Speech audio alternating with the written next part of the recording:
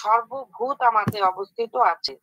হে অর্জুন, প্রলয়ের সময় সর্বভূত আমার প্রকৃতিতে লয় প্রাপ্ত হয়। পুনরায় সৃষ্টিকালে আমি আবার তাহাদের সৃষ্টি করি। আমি নিজের প্রকৃতিকে বশীভূত করিয়া মায়া বশে অবশ্য এই ভূতগণকে পূর্ণ পূর্ণ সৃষ্টি করি। হে অর্জুন, আমি অনাসক্ত ও উদাসীনবৎ, তাই ওই সকল কর্ম আমাকে কখনো বাধিতে পারে না। আমার অধিষ্ঠান বশতই প্রকৃতি চরাচর বিশ্ব সৃষ্টি করে। হে অর্জুন, তাই জগৎ বারবার বহুরূপে উৎপন্ন হইয়া থাকে। মূর্খগণ আমার পরম ভাব বুঝিতে না পারিয়া আমার নরদেহধারী মূর্তিকে তুচ্ছ জ্ঞান করে। যাহারা নিষ্ফল কামা বিফল জ্ঞান ও বিচার শূন্য, তাহারা বুদ্ধি ধ্বংসকারিণী রাক্ষসী ও আসুরী প্রকৃতিকে প্রাপ্ত হইয়া থাকে। হে অর্জুন, যাহারা দৈব প্রকৃতিকে আশ্রয় করেন, সেই মহাত্মাগণ আমি সর্বভূতের আদি জানিয়া এক মনে আমার উপাসনা করিয়া থাকেন। তাহারা সর্বদাই আমার নাম কীর্তন করেন, যত্ন ও ভক্তি সহ আমাকে প্রণাম করিয়া নিত্য যোগ সহকারে আমার উপাসনা করেন। কোন কোন মহাত্মা জ্ঞানরূপ যজ্ঞ দ্বারা আমার আরাধনা করেন। তাহার মধ্যে কেহ নিজেকে আমার সহিত আভেদ জ্ঞানে ভজনা করেন, কেহ বা আমাকে আমি দাস, তিনি প্রভুরূপে চিন্তা করেন। আবার অনেক রুদ্রাদি নানা দেবতা রূপে কল্পনা করিয়া আমার উপাসনা করিয়া থাকেন। কত নম্বর শ্লোক এটা?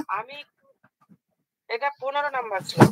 আচ্ছা, ওই যে শতজন কীর্তনতে ওইটা কত নম্বর? 14 নম্বর শ্লোকটা কি ছিল বলো তো? 14 নম্বর শ্লোকটা 14 নম্বর ছিল, তাহারা সর্বদাই আমার নাম কীর্তন করেন, যত্ন ও ভক্তি সহ আমাকে প্রণাম করিয়া নিত্য যোগ সহকারে আমার উপাসনা করেন। হ্যাঁ, ঠিক আছে, ওই 14 নম্বর শ্লোকটা আলোচনা করবো আজকে।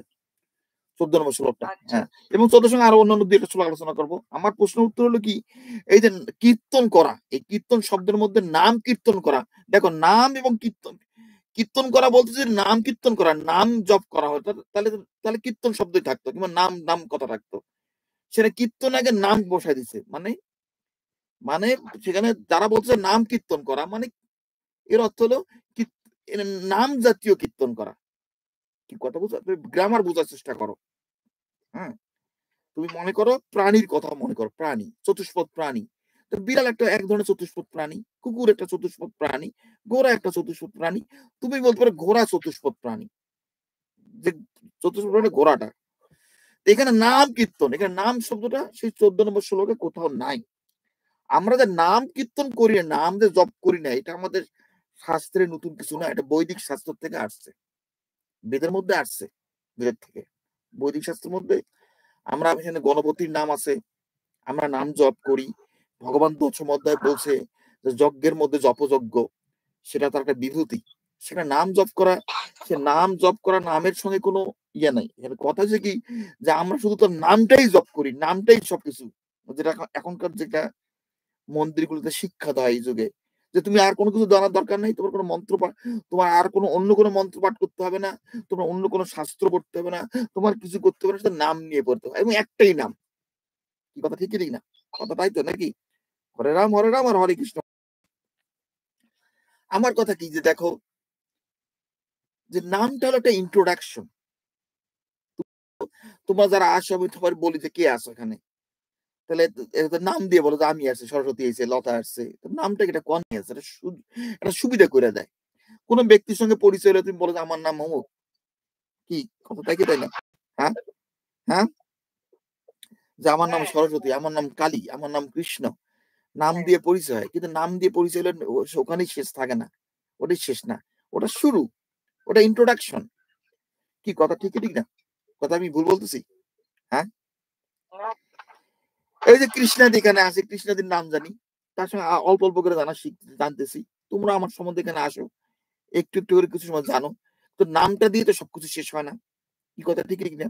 হ্যাঁ, যে কবি কবিতা লিখে খুব যশস্বী হয়েছে, নাম খ্যাতি অর্জন করছে, নোবেল প্রাইজ পেয়েছে কবিতা লিখে, এখন তুমি তার নাম শিখছো, তুমি তার কবিতা পড়ো নাই, সে কি খুশি হবে? তোমার বোঝায় না যে এই লোক আমার কবিতার মধ্যে কোনো কিছু জানে না, শুধু আমার নামটাই জানলো, সে কি খুশি হবে? না।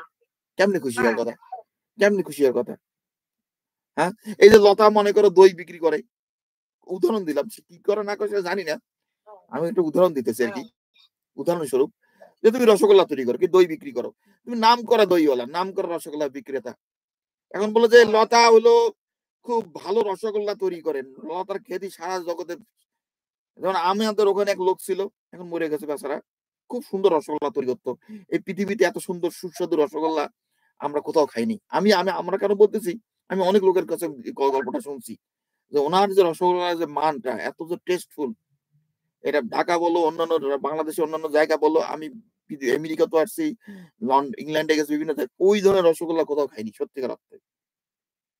এখন সেই লোকের সঙ্গে তার পরিচয় হলো, তুমি যদি বলো যে হ্যাঁ তো তোমার তো নাম, ও তুমি সেই রসগোল্লা বিক্রেতা, তোমার নামই, সে করলে তুমি রসগোল্লা পর্যন্ত খাও নাই, তুমি নাম জানো, তাহলে কেমন হয়ে গেল জিনিসটা? বেকআপ হয়ে যায়। আমি কৃষ্ণের নাম জানি কিন্তু কৃষ্ণের গীতা পড়লাম না, কৃষ্ণের জীবন সম্বন্ধে কিছু জানলাম না, কৃষ্ণের দর্শন সম্বন্ধে কিছু শিখলাম না, কৃষ্ণের লীলা সম্বন্ধে কিছু জানলাম না, এটা কেমন ধরনের হয়ে গেল ভগবানের নাম কীর্তন করা? কি কথা ঠিকই ঠিক না? কথা আমি ভুল বলতেছি? হ্যাঁ, হ্যাঁ, এটা তো পাগলের কাজ কারবার হয়ে যায়। হ্যাঁ, আমার কথা কি দেখো, আমি এক ভদ্রলোককে বলছিলাম, মানে সে সন্ন্যাসী ছিল অনেক বছর আগে, আমি যখন তাদের সে হরিরাম কীর্তন টীর্তনে যাইতাম, তো সে আমার খুব ইয়ে করতো, আমি বলতাম দেখো যে তোমাদের নাম ইয়ে করো, ই করো, মুখ করো, তোমার এটা যে বড় জিনিস হয়, তা শ্রীকৃষ্ণ তো অর্জুনকে বলতে পারতো, অর্জুনের সঙ্গে তো অনেক বছর সময় কাটাইছে সে, যখন সে গীতা শাস্ত্র গিয়ে কুরুক্ষেত্রে বলছে তখন ভগবানের বয়স 135-25 বছরের মতো, 125 ইয়ার্স, অর্জুন প্রায় 64 বছরের মতো, এরকম কিছুটা হবে আর কি। তো তাদের মধ্যে ভালো সম্পর্ক ছিল, এবং এবং দেখো অর্জুন কিন্তু বনবাসে প্রায় 13 বছর কাটালো তারা, তাই না? নাম কীর্তন করে যে বড় কিছু হয়, তা ভগবান তো সে সময় অনেক সুযোগ সুবিধা ছিল, বলে যে অর্জুন তুমি আমার নাম কীর্তন করো, বৈষ্ণব নাম করো, এরকম বনের মধ্যে হোক, জঙ্গলে নিয়ে হোক, মন্দিরে নিয়ে হোক, তা যুদ্ধক্ষেত্রে মাঝখানে গিয়ে কারণ সে তাকে গীতা শাস্ত্র বলবে নাম কীর্তন করার জন্য, তাকে কি দিয়া তার গুরুকে বধ করাইলো, গুরুর সঙ্গে যুদ্ধ করালো, বধ করে নাই অর্জুন গুরুকে, কিন্তু গুরু বিরুদ্ধে যুদ্ধ করছে, পিতামহের বিরুদ্ধে যুদ্ধ করছে, পিতামহকে বধ করাইলো, কি নাম কীর্তন করার জন্য, বই নাম করার জন্য? আমার তো মনে হয় না। কি কথা ঠিকই ঠিক না? হ্যাঁ, আচ্ছা, সেখানে যে মন্ত্রটা আছে, মন্ত্রটা অ্যাকচুয়াল মন্ত্র আমি তুলে ধরি, সততম কীর্তন্ত মাং যতঞ্চ দৃঢ়ব্রতা নমস্যন্তচ্চ মাং ভক্তা নিত্যযুক্ত উপাসতে। সততম কীর্তন্ত মাং মানে যারা সর্বদা আমার গুণগান করে, কীর্তন করে, কীর্তন করার মধ্যে নাম নাম নাম গাওয়া, নাম নাম করা, জপ করা, সেটা একটা কীর্তন হইতে পারে, এক ধরনের কীর্তন। হ্যাঁ, কিন্তু তার তার লীলা কীর্তন করা, ভগবানের উপদেশ মেনে চলা, নিষ্কাম কর্ম করা, ভগবানকে হৃদয়ে সবসময় স্মরণ করা। গীতায় ভগবান বলছে ৮৭ অধ্যায়, হে অর্জুন, আমি সকল জীবের হৃদয়ে অবস্থান করে সর্বদা তাকে যন্ত্রের পুতুলের মতো সর্বতভাবে স্মরণ নাও, তো তুমি তাকে স্মরণ করো, সেটাও তার নাম কীর্তনই। ভগবানের জন্য প্রসাদ তৈরি করলা, সেটা নাম কীর্তন। তুমি একটা গাছে জল দিলা, সেটা ভগবানেরই নাম, ভগবানের কীর্তন করা। ভগবান তো সৃষ্টিকর্তা, তার সৃষ্টিকে তুমি রক্ষা করতেছো, কি কথা ঠিকই ঠিক না? হ্যাঁ, বৈষ্ণব যে, আচ্ছা তোমাদের কথা কে বলতেছে? কথা ফোন মিউট করো, যারা ফোনে কথা হচ্ছে, ওখানে সাইড টক হচ্ছে। হ্যাঁ, তোমরা যদি এখানে শোনো, কেউ যদি সাইড টক করো অন্য কারোর সাথে, প্লিজ ফোনটা মিউট করবা, কারণ সব রেকর্ডিং হচ্ছে। তোমরা যেটা এখানে আসো স্কুলে, আমার কথা, এটা একটা স্কুল আমরা তৈরি করছি, আমরা আলোচনার কথা, আমি কখনো বলতেছি না যে আমি 100% কারেক্ট, সেটা দাবি কথা। তোমাদের বুদ্ধি বিবেক জ্ঞানের মাধ্যমে সবকিছু গ্রহণ করবা, কি কথা ঠিক না? সততম কীর্তন মাং যতঞ্চ দৃঢ়ব্রতা নমস্যন্ত মাং ভক্ত নিত্যযুক্ত উপাসতে। তার নাম কীর্তন করার কথা কি গীতার মধ্যে নাই? ভগবত গীতাতে 700 শ্লোক বলে ভগবান বলে গেছে, আমি সেটা কোথাও পাইনি, তোমরা যদি পেয়ে থাকো তোমার দেখাবে নাম কীর্তন করা। তবে গীতার যে গুজ্জ নাম আছে সেগুলো কীর্তন করতে বলছে। গঙ্গা গীতা আছে, সাবিত্রী, সীতা, সত্তা, পতিব্রতা, এই যে গীতার যে গুজ্জ নামগুলো, সেগুলো কীর্তন করতে বলছে ভগবান। কিন্তু যারা এই যে ভগবানের কৃষ্ণ নাম করে বেলায়, তারা ওই নামগুলো কীর্তনের কথা বলে না, কারণ সেগুলো নারীর নাম, মেয়েদের নাম। কারণ তাদের ফিলোসফি হলো পুরুষ যে সে নারীর থেকে ঊর্ধ্বে। তারা বলে যে শ্রীকৃষ্ণের পদ পুরুষ, বাকি হলো নারী, নিশ্চয় নারীর স্থান পুরুষের নিচে, এই জন্যই তারা শ্রীকৃষ্ণ একমাত্র পুরুষ বানায়, বাকিগুলো নারী বানায়। নাকি কথা ঠিক কি ঠিক না? কথা ঠিক বললাম? হ্যাঁ, ঠিক। হ্যাঁ, এগুলো কিন্তু আমাদের শাস্ত্রের সিদ্ধান্ত না, আমাদের শাস্ত্রে কখনোই বলে নাই। হ্যাঁ, শিব এবং শক্তি এক এবং অভিন্ন, নারী পুরুষ দুটোই সমান। ভগবানকে শুধু পুরুষ বানাইয়া আর বাকিগুলো নারী বানাইয়া ভগবানের মান দণ্ড কখনো বাড়ানো হয় না। স্রষ্টাকে কখনোই বড় করা চলে না তার সৃষ্টিকে ছোট কইরা। কি কথা ঠিক কি ঠিক না? হ্যাঁ, থেকে বড় যা তার থেকেও বড়, এবং তিনি সব থেকে ছোট তার থেকেও একই সঙ্গে বড় এবং একই সঙ্গে তিনি ছোট। এইটি হলো সৃষ্টিকর্তা। ওয়েস্টার্ন রিলিজনে তারা শুধু গডরে বড় করে দেখায়, তারা গডকে ছোট করে দেখে, ছোট করে দেখে। কি কথা ঠিক কি ঠিক না? হ্যাঁ, হ্যাঁ। এখন বড় না মায়ের মা তার সন্তান বড়? এই প্রশ্নের উত্তর আছে? মায়ের কাছে তার সন্তান বড়, সন্তানের কাছে তার মা বড়। কি কথা ঠিক কি ঠিক না? হ্যাঁ, হ্যাঁ, হ্যাঁ। এগুলো প্রশ্ন, এগুলো নিয়ে আমার কথা কি, এগুলো নিয়ে তর্ক বিতর্ক নাই। যারা মানুষের মাথায় সে বুদ্ধি ঢুকায় তারা আমাদের একটা বড় শত্রু। কৃষ্ণ একমাত্র পুরুষ, বাকি সব নারী। কারণ দেখো, তুমি কিন্তু 15 নম্বর শ্লোকে পড়তেইছো, কিন্তু পরের শ্লোকটাই লেখা আছে ভগবান কেউ কেউ আমার সঙ্গে অভেদ জ্ঞানে ভজনা করে। সেটা হলো আমি পরের দিন আলোচনা করব। তা আমি এবং কৃষ্ণ তত্ত্ব তো এক, এটাই গীতার শিক্ষা। কি তাহলে ভগবান এই কথাটা বলবে কেন? এবং এই শ্লোকে এই কথা গীতার অনেক জায়গায় লেখা আছে যে আমরা তত্ত্বত জীবাত্মা এবং পরমাত্মা তত্ত্বত এক এবং অভিন্ন। এটা আমাদের শাস্ত্রের সিদ্ধান্ত। এটাকে কেউ কখনো মানে হঠাৎ দিতে পারে না। ওই যে উনি বলছে না, তোমাকে বলছে না যে উনি উনি ওনার নাম বলা আমাদের আমাদের প্রয়োজন নাই। বলছে না যে উনি জ্ঞানী ব্যক্তিদের পছন্দ করেন না, বলছে না? হ্যাঁ, কেন বলছে জানো? তারা এই জন্য জানে, যারা যারা জ্ঞানের চর্চা করে, যারা জ্ঞানী ব্যক্তি, তাদের সঙ্গে তারা পারবে না। এই জন্য জ্ঞানীদেরকে তারা পছন্দ করে না, জ্ঞানীদেরকে হঠাৎ করা। আর তাই তুমি জ্ঞানকে হঠাৎ করতে পারো নাকি পৃথিবীর থেকে, মহাবিশ্ব থেকে? হ্যাঁ, ভগবান গীতা বলছে যে জ্ঞানী ব্যক্তি আমার আত্মা স্বরূপ, বলছে না 7ম অধ্যায়? হ্যাঁ, চতুর্থ অধ্যায় বলছে ত্রিলোকে জ্ঞানের থেকে পবিত্র আর কিছুই নেই, কিছুই নেই। আর জ্ঞানী ব্যক্তি, জ্ঞানকে তুমি কিভাবে ছোট করো? 7ম অধ্যায় বলছে জ্ঞান বিজ্ঞানে তার ভক্তের মন পরিতৃপ্ত থাকে। আর জ্ঞান তো হলো মানে বড় একটা অস্ত্র, শক্তি।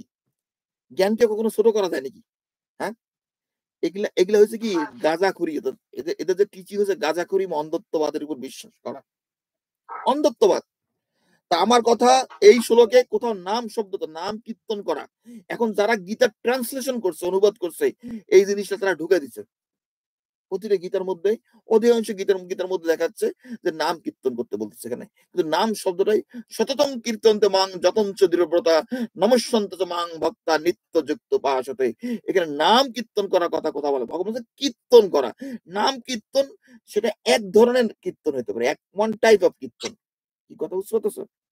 হ্যাঁ, কি কথা বুঝো তোমরা? হ্যাঁ, নাম কীর্তন করে একটা ধরনের, সেটা সবকিছু না। হ্যাঁ, আমাদের স্কুলে আমরা যে ভগবানের যে নাম হরে রাম রাম রাম হরে হরে, হরে কৃষ্ণ কৃষ্ণ কৃষ্ণ হরে হরে, এইটা হলো প্রকৃত নাম, হলো 16 নাম, যেটা এটা কালী সনাতন উপনিষদ থেকে আসছে। এবং অনেকে বলতেছে এই নাম কৃষ্ণ, যেটা এই যে কৃষ্ণ হরে রাম, এটা আসলে দেবী দুর্গার মাহাত্ম্য গুণকীর্তন করা হচ্ছে। এটার মধ্যে অনেক কথা আছে। হ্যাঁ, এগুলো অন্যান্য ভিডিও যারা এক্সপার্ট তারা তৈরি করছে, আমি ওদিকে যাব না। তবে গীতায় সুস্পষ্ট বলে দিছে যে কার্য অকার্য ব্যাপারে তুমি শাস্ত্রের সিদ্ধান্ত মেনে চলো। শাস্ত্র যা বলে সেইভাবে, তুমি শাস্ত্রকে কখনো অপব্যাখ্যা করার চেষ্টা করো না। তুমি যে কালী সনাতন উপনিষদ থেকে এই মন্ত্রটা নিছো, ভালো কথা, কিন্তু সেই মন্ত্রের মধ্যে সেখানে আছে হরে রাম রাম রাম হরে হরে, হরে কৃষ্ণ কৃষ্ণ কৃষ্ণ হরে হরে। এবং আমি মনে করি এই নাম কীর্তন, এই নামের যে ধারাটা দিচ্ছে তারা, এটাই কারেক্ট, এটাই সঠিক। এই কারণে আগে রামের নামই করতে হয়, কারণ রাম মানুষ হিসেবে পৃথিবীতে আসছিল, মানব অবতার হিসেবে। আগে নিজেদের মধ্যে মনুষ্যত্বকে জাগ্রত করতে হবে, কারণ ভগবান রামচন্দ্র তিনি বিষ্ণুর অবতার। আমি কতগুলো বলছি যে তিনি রাবণ বধ করতে আসছিলেন, রাবণের সাধনা করে ব্রহ্মার কাছে বর প্রাপ্ত হয়েছিল যে তাকে কেউ বধ করতে পারবে না, যদি কেউ বধ করেও সেটা হবে মানুষ। কারণ রাবণের একটা ধারণা ছিল যে দেবতারা তার সঙ্গে যুদ্ধে পরাজিত হয়, তো তো মানুষ কেমনে তাকে পরাভূত করবে যুদ্ধে, তাই না? হুম? হ্যাঁ, যেটা কিনা আমাদের মহিষাসুর বধে দেখা গেছে যে মহিষাসুর যখন ব্রহ্মার উপাসনা করলো, সে বর চাইছিল যে সে কারো যদি যদি বধই হয় তাকে অবলা নারীর কাছে বধ হবে। একটা নারী তো অবলা, তার কোনো বল শক্তি নেই, তাকে কি বধ করতে পারে? সে দেবতাদের পরাভূত করে, সে মা দুর্গা তো শেষ পর্যন্ত তাকে হ্যাঁ, বধ করলো, তার অহংকারকে চূর্ণ করলো।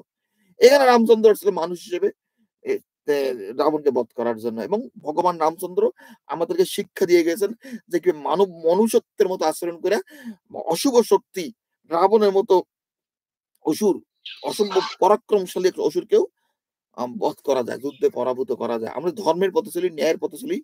তুমি মানুষে জন্মগ্রহণ করছো, নিজেকে অত দুর্বল ভাইবো না। হ্যাঁ, যে রাবণ দেবতাদের পরাভূত করলো, সে রাম এসে রাবণকে পরাভূত করলো। তা আমরা জ্ঞান ও হ্যাঁ, বুদ্ধি সাধনা করলে, অর্থাৎ রাম নামের মাহাত্ম্যকে তুমি কখনোই ছোট করো না। গীতায় ভগবান স্পষ্ট করে দেখাইছে যে অর্জুনকে বলে দিছে যে দেখো আমার যে সমগ্র শক্তি একদিকে, আমি একদিকে, তুমি কাকে তুমি সারথি হিসেবে চাও? অর্জুন বলছে তোমাকে সারথি হিসেবে চাই। শ্রীকৃষ্ণ এটাই শিক্ষা দিয়ে গেছে যে আমরা যদি বুদ্ধি জ্ঞানকে ব্যবহার করি, আমার যা শক্তি আছে সেই শক্তি দিয়ে আমি ধর্ম প্রতিষ্ঠা করতে পারি, জগৎকে জয় করতে পারি। আমার অতিরিক্ত শক্তির কোনো প্রয়োজন নাই। সেটা গীতায় ভগবান দেখা দিয়ে গেছে। কি কথা, তাই না?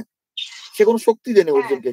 এখানে এই হরে নাম নামের মাহাত্ম্যটাই তো। আমরা সবসময় যেকোনো সমস্যায় পড়লে, বিপদে পড়লে, যেকোনো আমরা মনে করি আমার যে অনেক টাকা পয়সা থাকতো, আমার যদি এত শক্তি থাকতো। এখন দেখো না যে চীন আর ভারত কার কতগুলা এয়ারফোর্স এর কতগুলা প্লেন আছে, তাদের সাবমেরিন কতটা শক্তিশালী, কার কত ইনফ্যান্ট্রি, পদাতিক সৈন্য আছে, এগুলো হিসাব করে। আসলে প্রকৃত যুদ্ধ জয় করার জন্য মানুষের মধ্যে আইডিওলজি, টেকনিক, ধর্মীয় জ্ঞান দরকার। শুধু সৈন্য সংখ্যা দিয়া, শক্তি দিয়া যুদ্ধ জয়লাভ করা যায় না। এগুলো বোঝে না তারা। শক্তির প্রয়োজন আছে। আমরা রামের নাম করি। আমার মধ্যে মনুষ্যত্ব জাগ্রত হলে তখনই আমি ঈশ্বরত্ব জাগ্রত করতে পারবো। কৃষ্ণ হলো, তিনি শ্রীকৃষ্ণ আসলেন ভগবান হিসেবে। তিনিও বিষ্ণুর অবতার। বিষ্ণু কি? কৃষ্ণ কি? কৃষ্ণ বলো, রাম বলো, এদের মধ্যে সমগ্র শক্তি। শ্রীকৃষ্ণের মধ্যে ব্রহ্মা, বিষ্ণু, শিব সব শক্তি বিদ্যমান। তো যাই হোক, যেটা আমি বলতে চাই যে আমরা আগে নিজের মধ্যে রাম নাম করে, নিজের মধ্যে মনুষ্যত্ব জাগ্রত করে, তারপর তুমি কৃষ্ণের নাম করো। আগে রামের নাম নাও, তারপর কৃষ্ণের নাম নাও। কি কথা ঠিক এদিক না? হুম? ঠিক, হ্যাঁ, কি তোমার কাছে যুক্তিসঙ্গত মনে হয় কথাগুলা? হ্যাঁ? শ্রীকৃষ্ণ, উনি, আমরা বলি তিনি বৈষ্ণব। বৈষ্ণব মানে তিনি জগৎ সংসারকে রক্ষা করেন। তোমার স্ত্রী আছে, তুমি স্ত্রীর পরিচর্যা করো, তার ভরণ পোষণ দাও, তার কাপড়-চোপড় কিনে দাও, তার খাইতে দাও। এইটা হলো বৈষ্ণব ধর্ম, যিনি সৃষ্টি বংশকে রক্ষা করে। তোমার সন্তান আছে, ছেলেমেয়ের ভরণ পোষণ দাও, তাদের স্কুলে পাঠাও, তাদের শিক্ষা দাও। হুম? তুমি একটা বিড়াল না খেয়ে আছে, বিড়ালকে খাবার দাও। এইটা হলো বৈষ্ণব ধর্ম। এইটা হলো বৈষ্ণব, বিষ্ণু যিনি জগৎকে রক্ষা করেন। তুমি ঘর সংসার ত্যাগ করে চলে গেলা, এইটা কোনো বৈষ্ণব ধর্ম নয়। তুমি বিয়া শাদী করলে না, এটা কোনো বৈষ্ণব ধর্ম না। এটা এখনকার আমাদের তথাকথিত মহাপুরুষরা যারা আমাদের ধর্মটাকে পরিচালনা করতেছেন, তারা এগুলি শিক্ষা দেয় যে তুমি এইসব ত্যাগ করো। এই যেমন আইটি বাবা দেখলাম যে কুম্ভ মেলা হইলো, আইটি বাবার নাম বেড়ে গেছে কি, উনি ইঞ্জিনিয়ারিং ছেড়ে দিয়া উনি সাধু সন্ন্যাসী হয়ে গেছেন। এরাই বড় বড় পণ্ডিত আমাদের। এগুলি স্বাস্থ্য শিক্ষা নয়। তুমি তোমার কর্তব্য কর্ম ত্যাগ কইরা তুমি একেবারে নাম ইয়া করলা, জপ করলা, ধ্যান করলা, প্রাণায়াম করলা। হ্যাঁ, আমাদের বৈদিক শাস্ত্র বলছে তুমি ৬০ বছর উপরে হইলে পারে তুমি উম গৃহস্থ হইছো, বিয়া শাদী করছো, পরে সন্তান নিছো, সবকিছু ত্যাগ কইরা তুমি সন্ন্যাসী হতে পারো। সেটা স্বাস্থ্যের সিদ্ধান্ত। একেবারে তুমি একেবারে ইয়াং বয়সে সন্ন্যাসী হয়ে গেলে, এগুলো স্বাস্থ্যের সিদ্ধান্ত না, নাম্বার 1। নাম্বার 2, গীতা বলছে কখনোই এগুলা ত্যাগ করতে হবে না। তোমার সংসার, গৃহ কখনোই ত্যাগ করতে হবে না। তুমি সংসারে থেকেই সন্ন্যাসের মতো জীবনযাপন করবা। যার দেশ আসক্তি নাই, যার সুখ দুঃখ এদের প্রতি বিরুদ্ধ ভাব নাই, সেই নিত্য সন্ন্যাসী। হুম।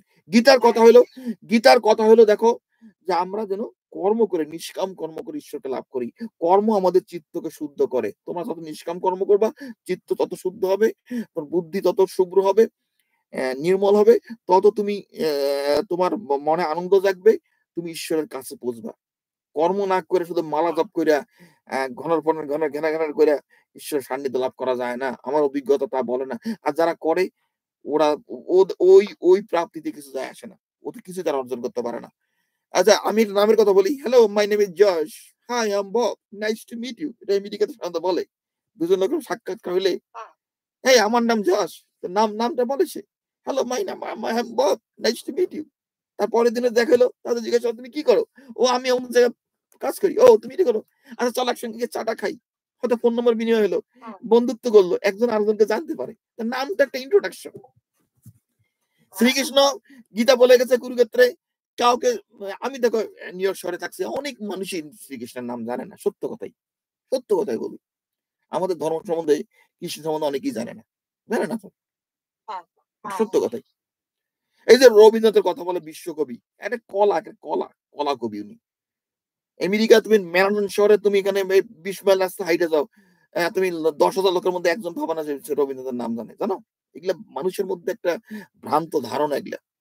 বললাম তো যে আমাদের বাঙালি বাবুরা কলকাতায় বসে, পশ্চিমবঙ্গে বসে বড় বড় লাড্ডু খায় তারা, আর ভাবে যে না জানি কি যে আমাদের রবীন্দ্রনাথ বাবু মহাকবি, বিশ্বকবি, সারা পৃথিবীতে মানুষ চেনে না। কেউই চেনে না।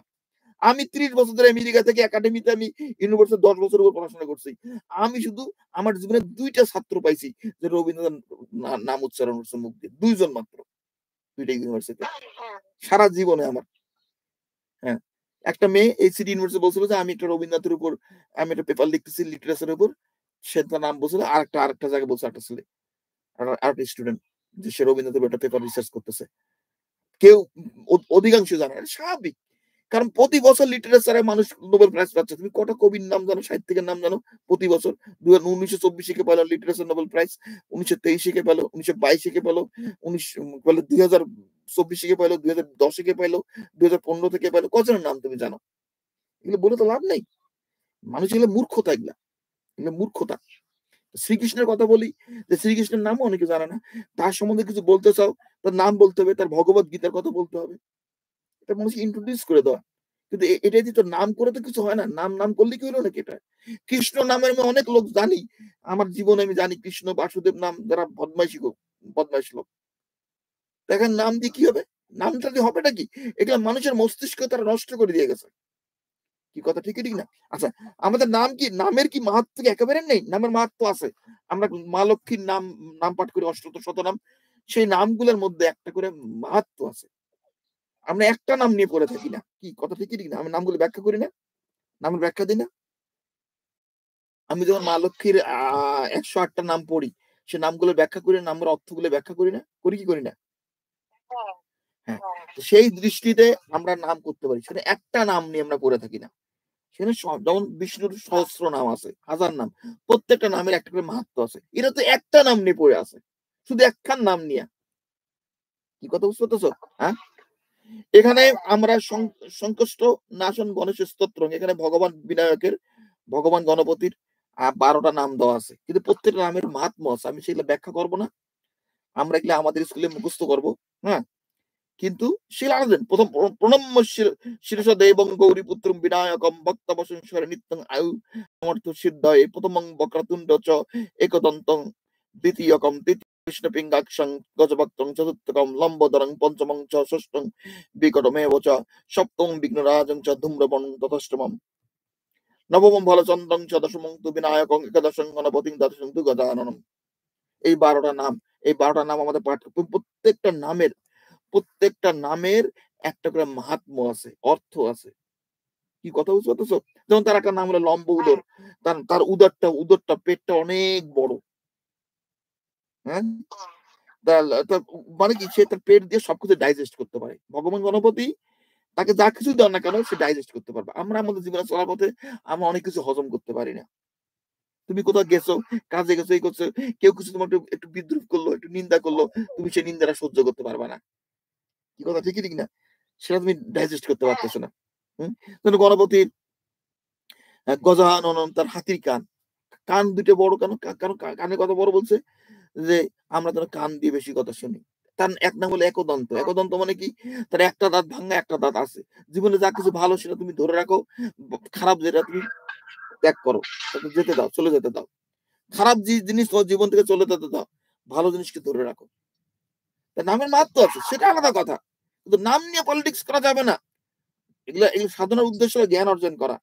হ্যাঁ, দাদাই সাথে না আমার ত্রিসন্ধান পঠেন নচ বিঘ্ন ভয়ঙ্কর সর্বসিদ্ধি করং প্রভু। এই 12টা নাম যে সকাল দুপুর সন্ধ্যা পাঠ করবে, সে সকল সিদ্ধি লাভ করবে। বিদ্যার্থী লাভতে বিদ্যং, ধনার্থী লাভতে ধনং, পুত্রার্থী লাভতে পুত্রং, মোক্ষার্থী লাভতে গতিম। যে বিদ্যা লাভ করতে চায় বিদ্যার্থী, সে বিদ্যা অর্জন করবে। ধনার্থী লাভতে ধনং, যে ধন অর্জন করতে চায় ধন অর্জন করবে। পুত্রার্থী লাভতে পুত্রং, এখানে পুত্র বলতে শুধু পুত্র সন্তানকে বোঝাচ্ছে না, আমি বলতেছি, আবার বারবার বলতেছি, আমি বলে রাখছি যে আমাদের স্তবকগুলো লেখা ছিল ছন্দের আকারে। এই জন্য সবসময় একটা শব্দ পুত্র বলতে পুত্র মানে সন্তান, পুরুষ পুত্র, নারী এবং পুরুষ দুটোকে বোঝাচ্ছে, ছেলে এবং মেয়ে দুইটাই বোঝাচ্ছে। কি বোঝাচ্ছে বুঝতে পারতেছো? হ্যাঁ, কন্যা সন্তান এবং পুত্র সন্তান দুইটাই বোঝাচ্ছে। পুত্রার্থী লাভতে পুত্রং, মোক্ষার্থী লাভতে গতিম। যে মোক্ষ অর্জন করতে চায় সে পরাগতি লাভ করবে। হ্যাঁ, তা আমার কথা কি, আমি এগুলা এই আজকে গণপতির এই যে 12টা নাম এটি নিয়ে আলোচনার বিষয় না আজকে আমাদের। হুম, তপে তো গণপতি স্তত্তং ষটবীর মাসে ফলং লবেত সংবৎসরং সিদ্ধিং চ লবেত নাত সংশয় অষ্টব্য ব্রাহ্মণ বচ্চরিকিতাং সমর্পয়ত তস্য বিদ্যা ভবতস্য গণেশ প্রসাদত। এটা আমি এগুলা গণপতি যে ইয়া সম্বন্ধে আমি অথর্ব শীর্ষ নিয়ে আলোচনা শুরু করছি। আমরা দেখি চতুর্থ তিথিতে এগুলো আলোচনা করব। হ্যাঁ, আমি যেটা আলোচনা আগে করতে চাইছিলাম, আজকে আমাদের প্রায় আলোচনা প্রায় শেষ হয়ে আসছে, সময় হয়ে গেছে। আমি গতকাল আলোচনা করছি যে গীতায় ভগবান বলতেছে যে আমি মন্ত্র, আমি ঔষধ, আমি অগ্নি, আমি হোম, এগুলো আমি পিতা, আমি মাতা, আমি বন্ধু, আমি এর অর্থ কি? ভগবান বলছে আমি মন্ত্র, আমি ঔষধ, তুমি মন্ত্র পাঠ করো, তুমি ঔষধ খাও গিয়া, এটা বলছে। তুমি বেশি বেশি মন্ত্র পাঠ করো, তুমি বাজার থেকে ঔষধ কিনে এনে খাও, এটা বুঝাচ্ছে শিশুলোকে? মোটেই না। ভগবান বোঝাচ্ছে নিষ্কাম কর্ম করলে তোর মেডিসিনের দরকার নেই, তোর রোগ ব্যাধি পালায় যাইব। তুমি নিষ্কাম কর্ম করো, তাহলে তোমার আর কোনো মন্ত্র পাঠ করতে হবে না।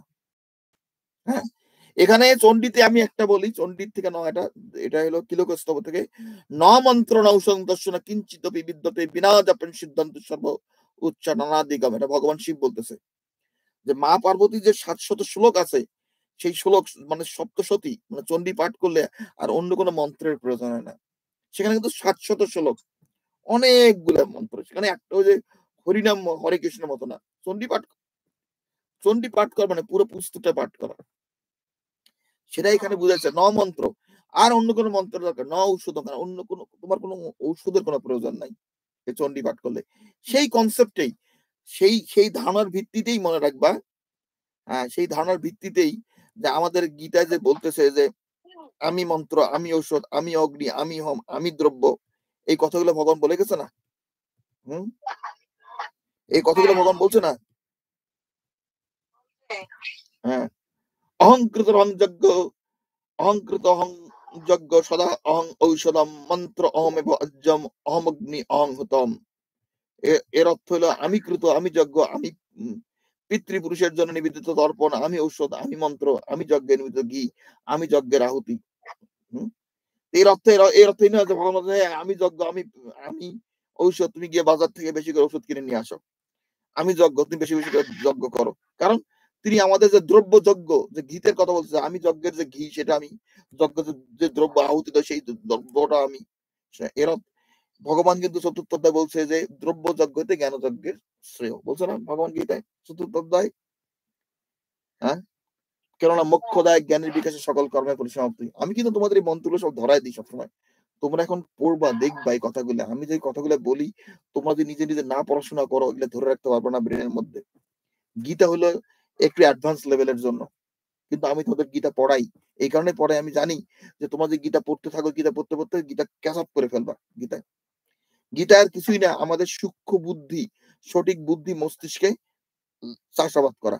মস্তিষ্কটাকে যদি এটা ভূমির মতো মনে করো, বাগান ধরো, বাগানে যখন বিভিন্ন ফুল ফলের গাছ তুমি বপন করো, রোপণ করো, তাই না?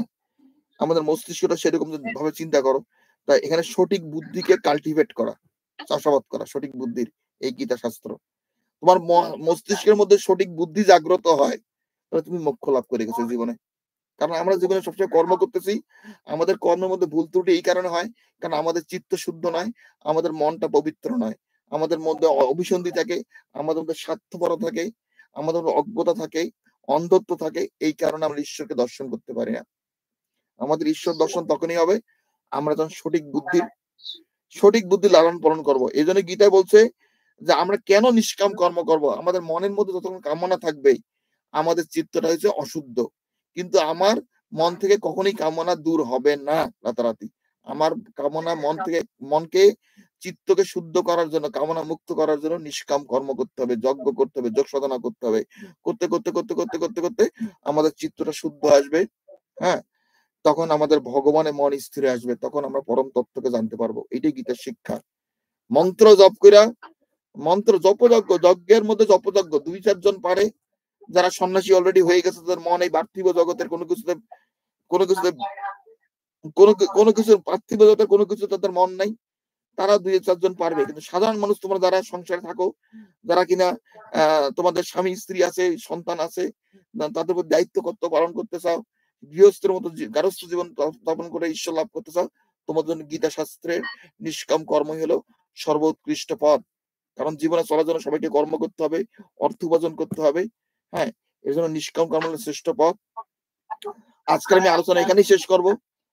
তোমরা আগামীকাল আসবে। আমি এই আলোচনাগুলা, এই নবম অধ্যায় আলোচনা করতেছি, এবং দ্বাদশ অধ্যায়, নবম অধ্যায়, হ্যাঁ, এবং আমি 18 অধ্যায় বিভিন্ন শ্লোক দিয়ে আমি আমার এই যে সাবজেক্ট নিয়ে কথা বলতে, সাবজেক্ট ম্যাটার নিয়ে, হ্যাঁ, যে আমাদের গীতার মূল তত্ত্ব হইলো যে ভগবানের মন স্থির করা মানে নিষ্কাম কর্ম করা। এটাই ভগবান বারবার গীতা বলে আসতেছে, কর্ম করা, নিষ্কাম কর্ম করা, নৈষ্কর্ম সিদ্ধি লাভ করা।